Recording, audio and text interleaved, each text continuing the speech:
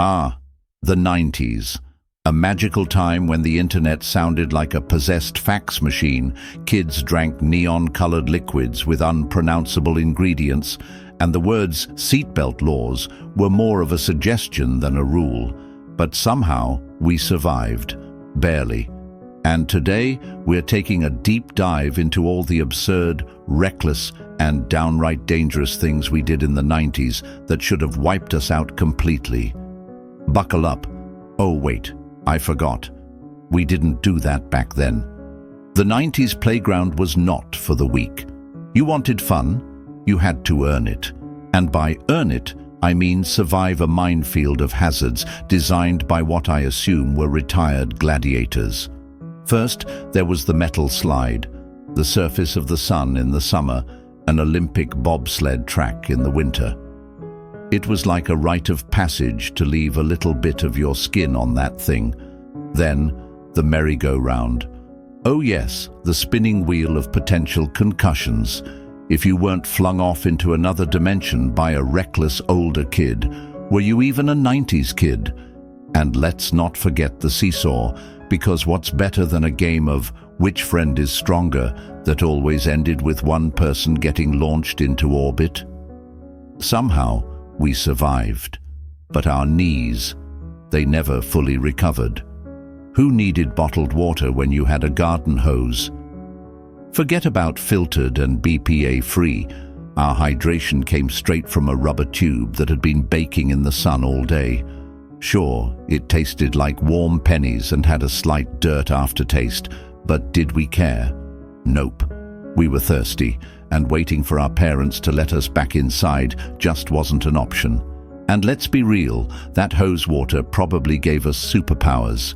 Today's water might be purified, but do kids nowadays have the iron-clad immune systems we had?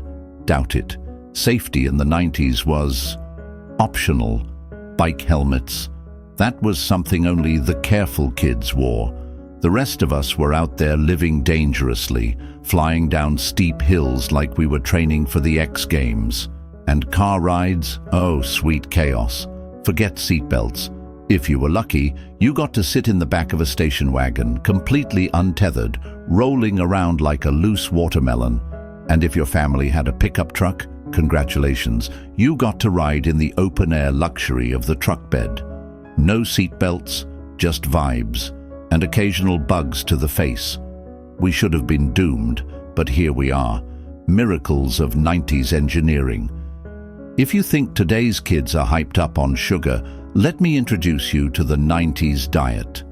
First, we had Lunchables, which was basically cold, processed meats, rubbery cheese, and a cracker.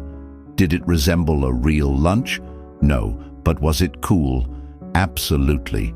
Then there was Surge Soda, which, in hindsight, was probably just radioactive Mountain Dew. We drank this stuff like it was liquid lightning, and honestly, it felt like it. And who could forget Dunkaroos, a cookie that existed solely as a delivery system for a tub of frosting. No nutritional value, just pure, unregulated joy.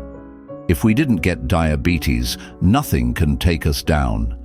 The internet in the 90s was a test of patience and perseverance. First, you had to sit through the dial-up ritual, a symphony of screeches and static that sounded like R2-D2 having a meltdown. And the worst part? If someone picked up the house phone while you were online, boom, instant disconnection. It was like surviving the Hunger Games just to check your email. And let's not forget AOL chat rooms, where 12-year-olds pretended to be 40-year-old business executives just for fun. Today's kids have instant Wi-Fi everywhere. Back then, getting online was a journey, not a guarantee. If you think kids' shows today are weird, let's take a moment to appreciate the fever dreams we watched in the 90s. First up, Ren and Stimpy, a show that introduced kids to horrifying close-up shots of diseased eyeballs and questionable hygiene practices. Then, Courage the Cowardly Dog, a show allegedly for children that featured a demonic floating head, a terrifying mummy, and a creepy villain named Freaky Fred. Sweet dreams, kids. And for the physically gifted, or just reckless, we had Legends of the Hidden Temple, where children got absolutely bodied by temple guards for the chance to win a boombox.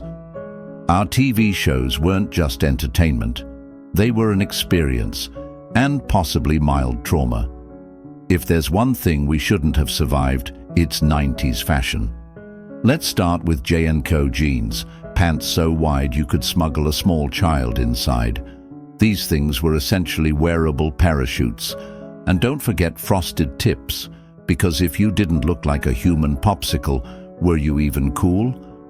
Girls had butterfly clips, which looked cute until one got tangled in your hair, effectively trapping you forever. We thought we looked amazing. We did not.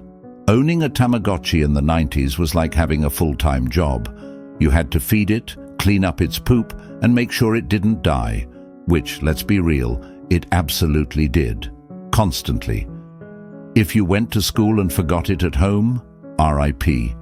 Your Tamagotchi would return to the digital afterlife before you even made it to lunch. Yet we kept trying, because nothing said, "I'm responsible," like keeping a virtual blob alive.